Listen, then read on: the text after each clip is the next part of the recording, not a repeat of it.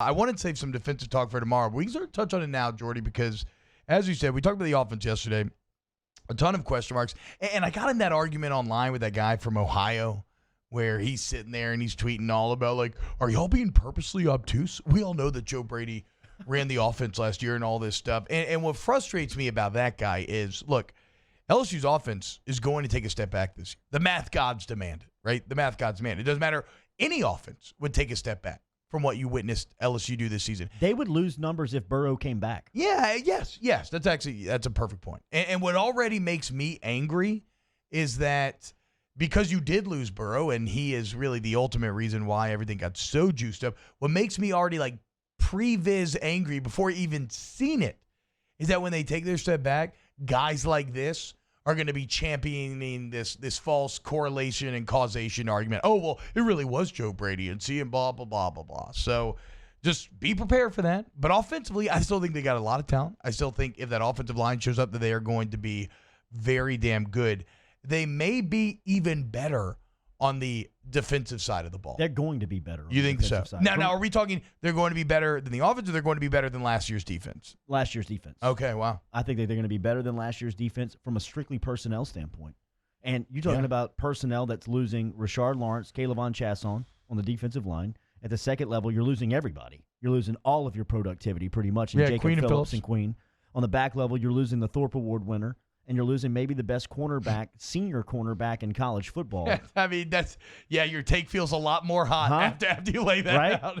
I mean, it's tough to have that take when you just say the names out loud and talk about some of the accolades and awards that are walking out the door. But I think the guys that are coming back, the guys that are coming in, are going to give you better options and better depth at better areas, at certain areas, specifically the defensive line. You asked him yesterday defensive line looks incredible about the defensive line, and you give him those selections. You've given him enough selections that he's taken one of his guys in Joseph Evans, and he's given him to the offensive side of the ball. Yeah, he's made him a center. You know, I mean, like, when have you ever seen him take one of his own and try to add depth to somewhere else? Because he never believes, talking about Ogeron, never believes he has enough depth on the defensive line.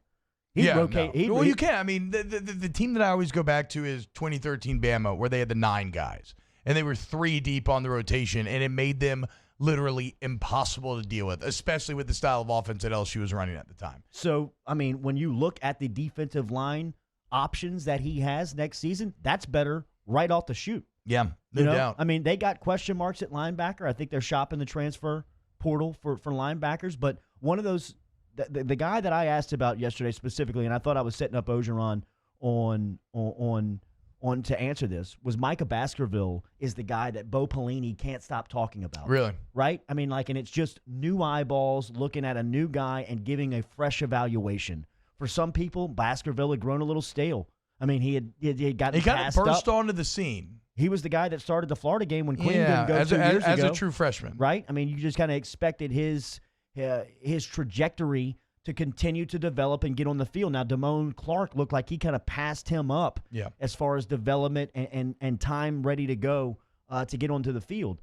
But I think that they're going to get the best out of that level with Pelini bringing him in, whether it be a guy that they can get out of the transfer portal or the guys that are on campus right now and just getting the production from. And when you talk about the DBs at LSU. Yeah, I mean, that's just, you lose a lot there, but you have talent for days. I mean, we hadn't talked about guys like Radarius Jones, who is in last year's class, who's a guy that can play. I mean, Jay Ward played some spot ball last year. Cardell Flott is a guy that people believe will start opposite Stingley Jr. Yeah, we talked about that in the whole podcast yesterday. Like Elias Ricks, where does he fit in playing time riser now? Because you got Stingley and Flott, who I fully imagine win those jobs, and you got Kerry Vincent in the nickel. Does he compete there? Maybe he pushes Flott. I mean, it's a lot of.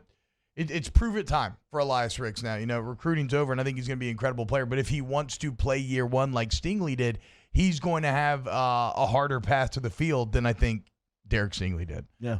And the safety, I think, is interesting. Jacoby Stevens in there. But, like, what is Stevens' role in a more traditional 4-3? Love having Todd Harris back. My big question, though, Jordy, is what is Marcel Brooks' role on this team? But, like, is he a safety?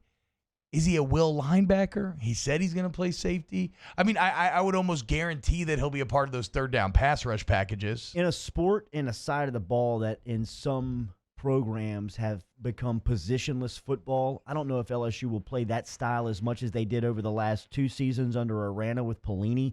Pelini will have more defined roles, it feels, specifically for his group. But Marcel Brooks, to me, is still that outlier that you can play at all 3 levels. Yeah. I mean, you can bring him up and rush the passer. Yeah, Isaiah Austin. I mean, I was going to say Isaiah Simmons. But I kind of stopped myself because I don't want people to take that too 1-to-1. But I get what you're saying. In theory, the potential of his body type and skill set is that, yeah, he can pass rush. He probably has the speed to play linebacker, if a bit undersized, and maybe he's a bit too big for safety, but he can still handle it. Yeah, I mean, like, he can do anything. He may be your best pass rusher going into the season.